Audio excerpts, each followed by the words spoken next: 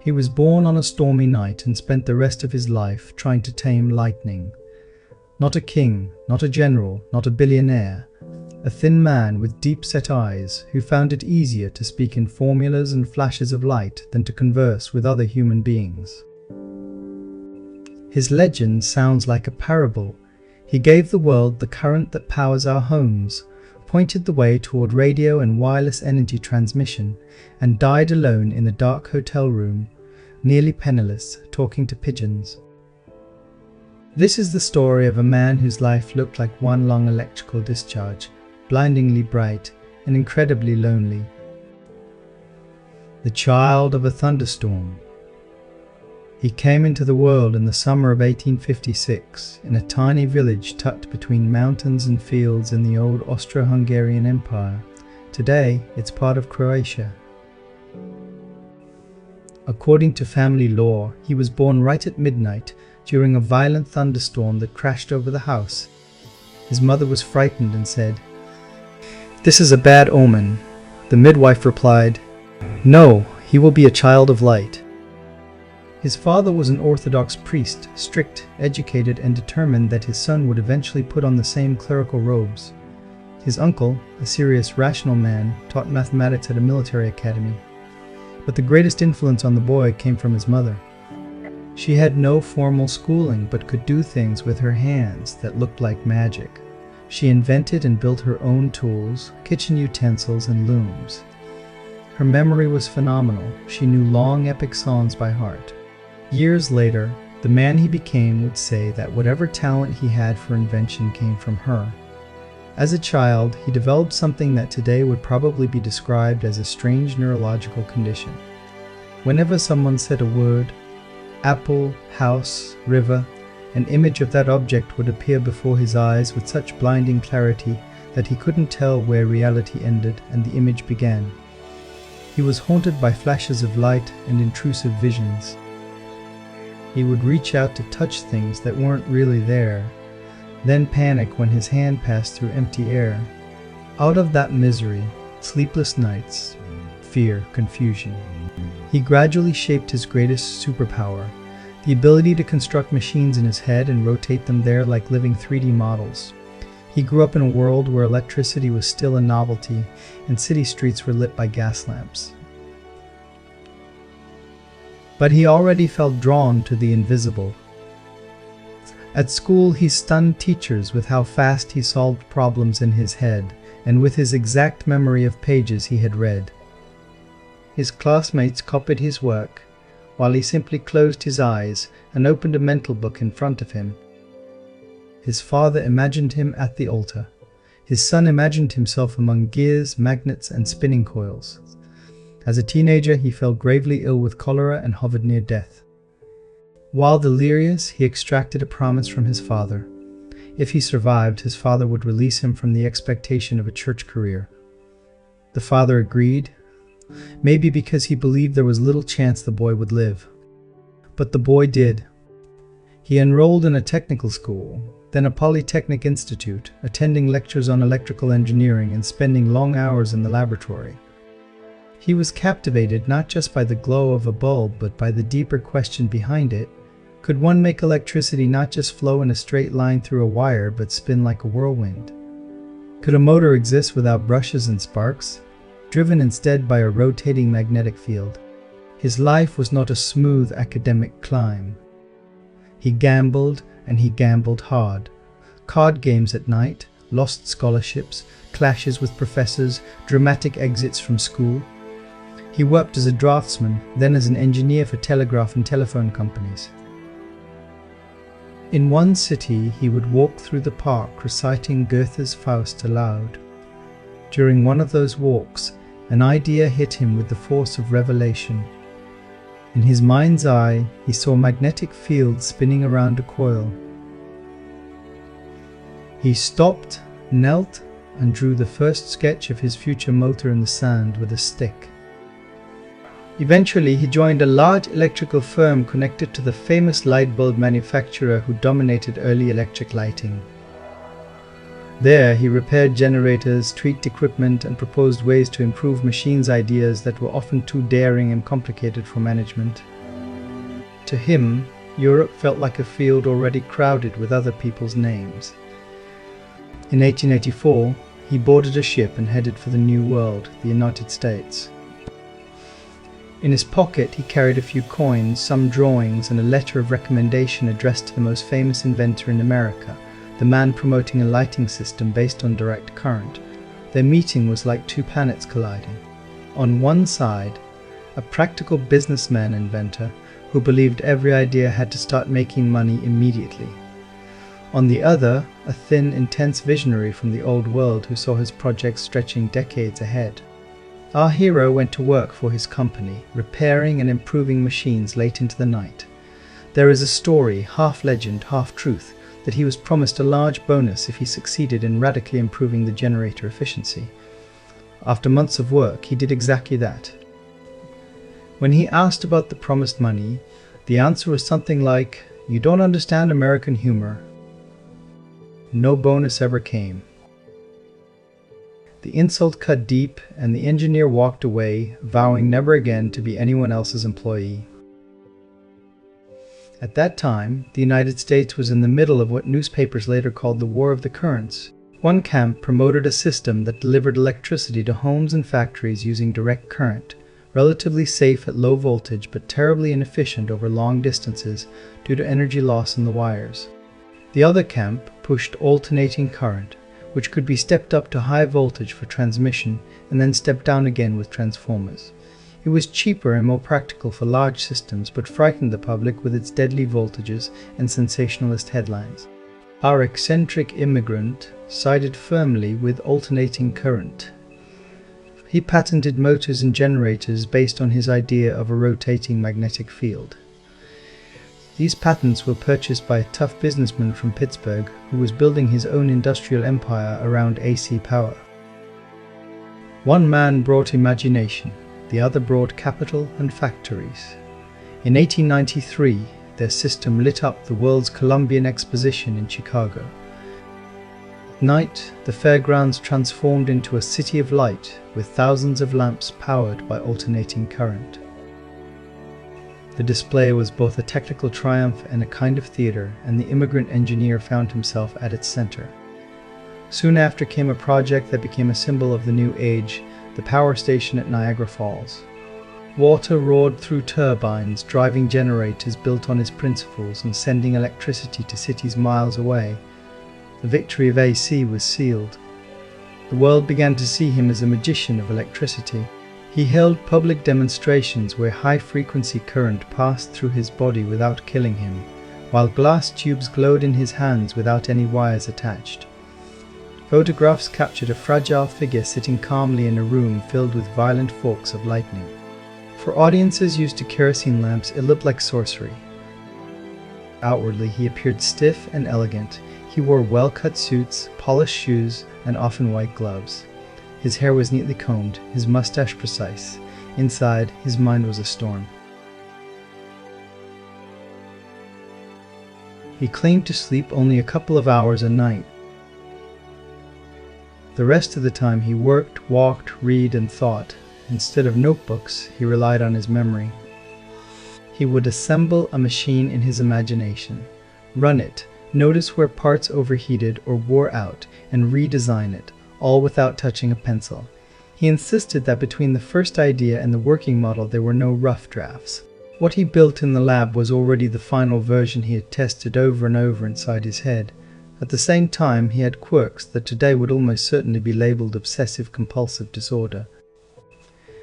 He detested dirt and germs, avoided shaking hands, and used large numbers of napkins to wipe his silverware and plates in restaurants. He was haunted by the number 3. He might walk around a city block 3 times before entering a building, swim exactly 33 lengths of a pool, or count steps and objects on tables. If a ritual was broken, he felt uneasy, as if the world itself was slightly out of alignment. He never married and often said that celibacy helped him preserve his mental clarity and focus. His relationships with people tended to be polite but distant. His relationships with ideas were ferocious, about the universe in almost mystical terms, as if everything, from a swinging pendulum to the ionosphere above the earth, were part of a gigantic system of rhythms and resonances that could be tapped, amplified, and used.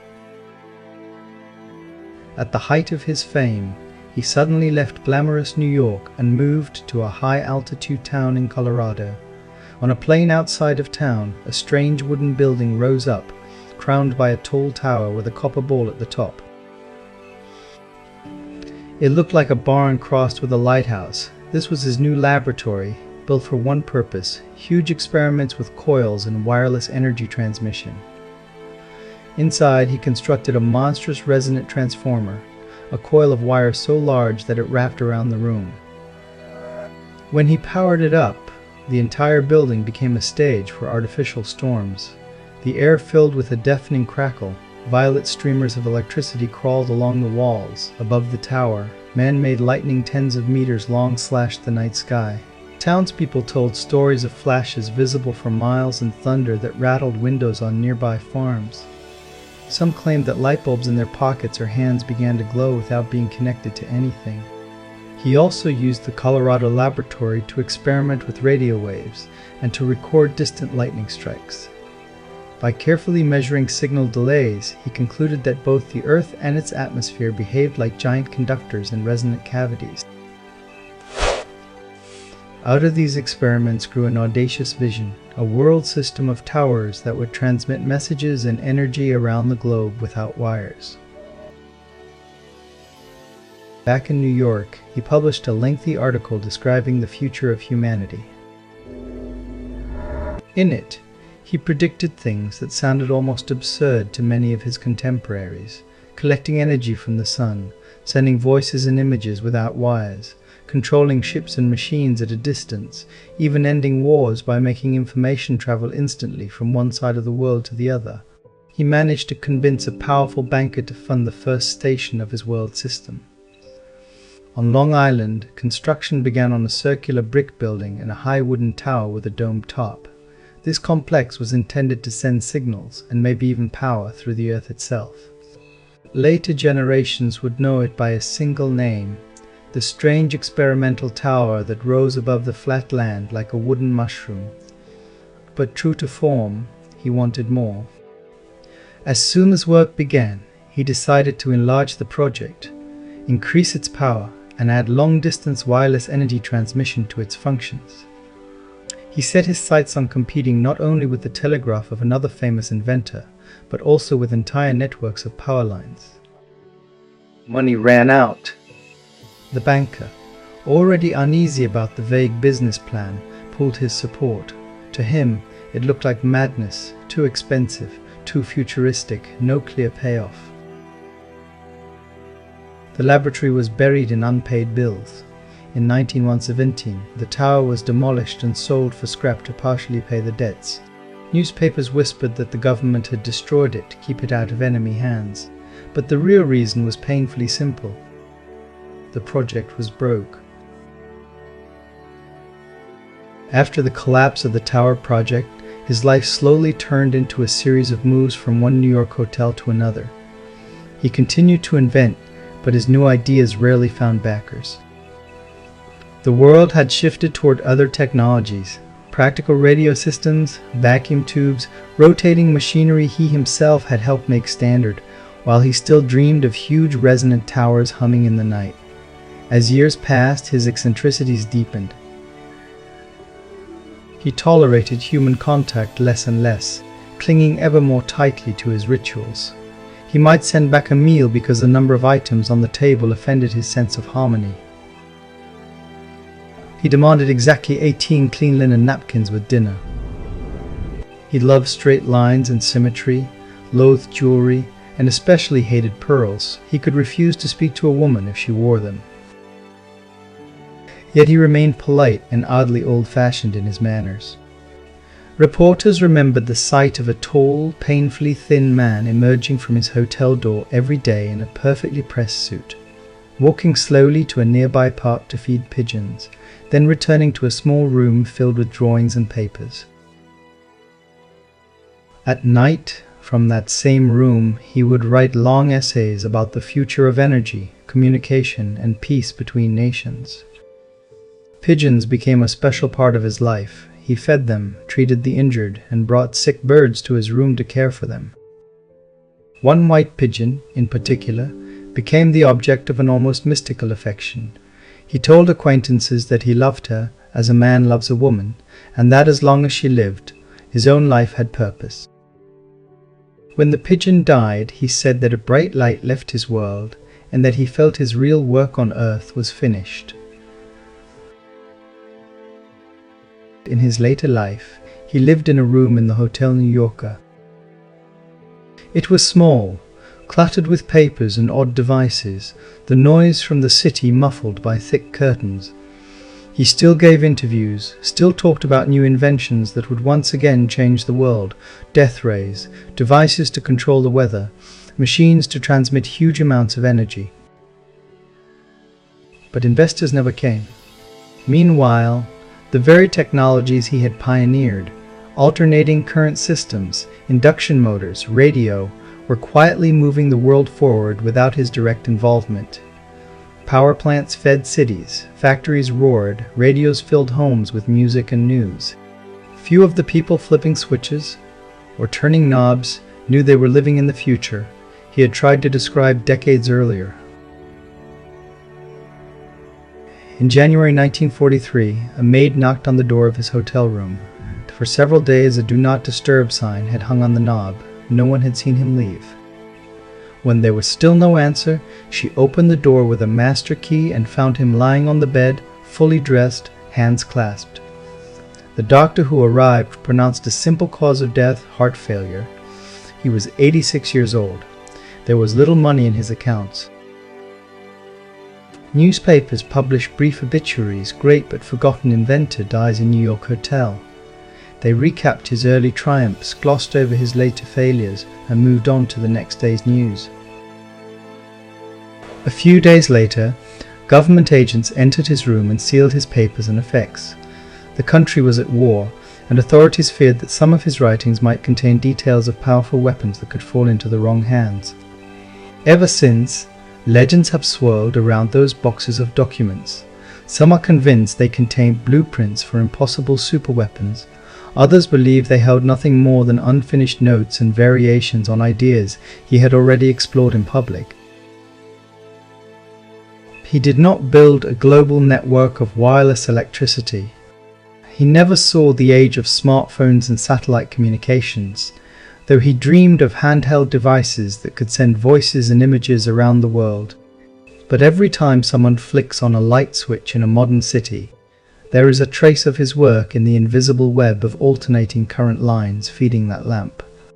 Whenever a washing machine or factory motor hums to life, it does so using the principle of the rotating magnetic field he worked out on a walk in a park. Elements of radio, remote control, and experimental wireless power systems all rest on foundations he poured into patents and essays that used to be filed away as too advanced. He was a man of extremes, an ascetic who dined alone, yet a dandy who cared about the cut of his suit, a visionary engineer whose ideas reshaped industry, yet a chronic debtor who couldn't keep a business plan straight, a brilliant mind housed in a body that flinched at germs, odd numbers, and the touch of a stranger's hand. His brain worked like a huge coil charged to the limit, filled with ideas, humming with tension, periodically hurling bolts of invention into the world, but always at the risk of burning out its owner. In the mythology of technology, he holds a special place, not as the perfect, smoothly successful inventor, but as a tragic hero. The man who helped bring light to the world and ended his days in the dark, in a rented room. This is the story of a boy born under thunder, who spent his life talking to lightning and machines, and slipped away almost unnoticed, leaving behind a planet where millions of lamps glow every evening, whether or not anyone remembers his name.